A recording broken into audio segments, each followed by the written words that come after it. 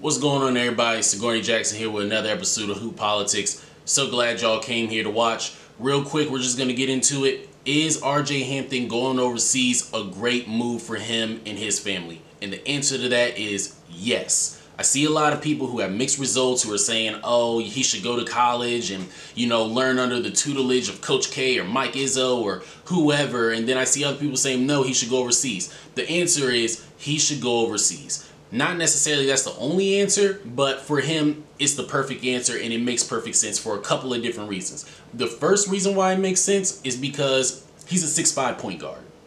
He already has great size and skill at his position at the college level, at overseas, and at the NBA level. Already coming in at 6'5" as a point guard, you can already be viewed as a combo guard at the next level where you could be a Michael Carter Williams of sorts. You have the opportunity to be able to not only run the one, but possibly the two as well. But even if he can't shoot or any of that kind of stuff, which I haven't seen a lot of in his highlight tapes, he will at least be able to guard the 1 and 2. So he's a lot more of a sexy player on the market just off of that alone. The second reason why is because he's already being seen as a top 5 recruit in his class, which means he already has the politics behind his name. So whether he goes overseas or not, he is already being viewed as a top 10 to top 15 draft prospect for the upcoming draft. So it's a perfect move for him because even if he goes overseas and he doesn't do well, he'll be all right. If he goes over and kill, which he probably will, he's going to still be okay. It's a great situation for him as well overseas because he'll be able to be hidden overseas. And that's not a knock on him, but that's just saying what it is. Overseas, the game is different from American game. So in overseas, they use a lot of skill and structure. Everything is skill, structure, drill, perfect form, perfect passing, perfect shooting, all that kind of stuff.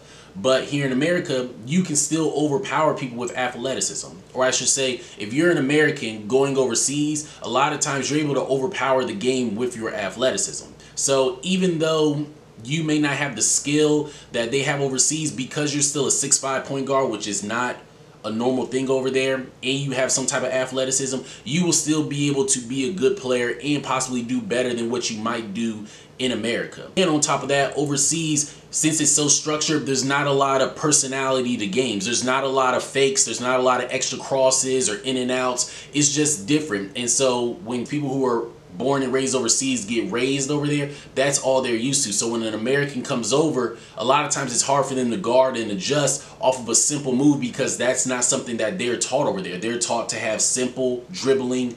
Everything is safe. Everything is good. So he actually could strive even more overseas than what he might over here.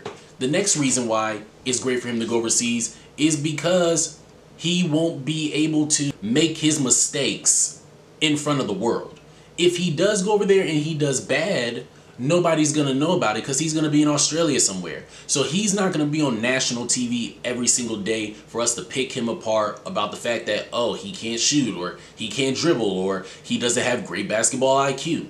So he won't have as much pressure on him as Zion Williams would have or as a LaMelo Ball would have because he's out of sight, out of mind, and he doesn't have a massive just hype train around him like that. And the final reason why it's a great fit for him to go overseas is because he's going to learn things overseas that's going to translate to the NBA level. In college, there are many things that you are taught that you will never do in the NBA. Prime example, when I think of RJ Hampton, I think of Michael Carter Williams. 6'5" point guard, he's light-skinned, got a little bit of athleticism. I don't see much of a jump shot, but he can still play.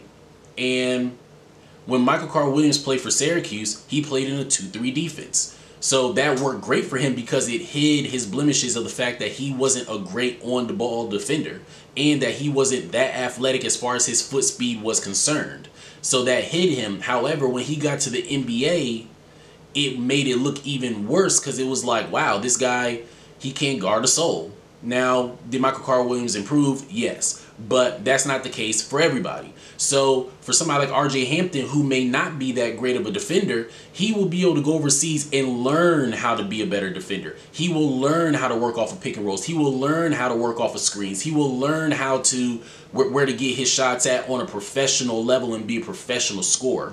And so his game will actually translate even better to the NBA because he will already have the IQ. Because once again, overseas, it's not about athleticism, it's not about personality, it's not about flair and style, it's about textbook. So the fact that he will go over there and learn textbook stuff, that will help him way more than it would being in a 2-3 defense in college or being in an up and down tempo like Louisville where he'll just jack up 20 shots a game. That may not prepare him for the NBA the same way that overseas will.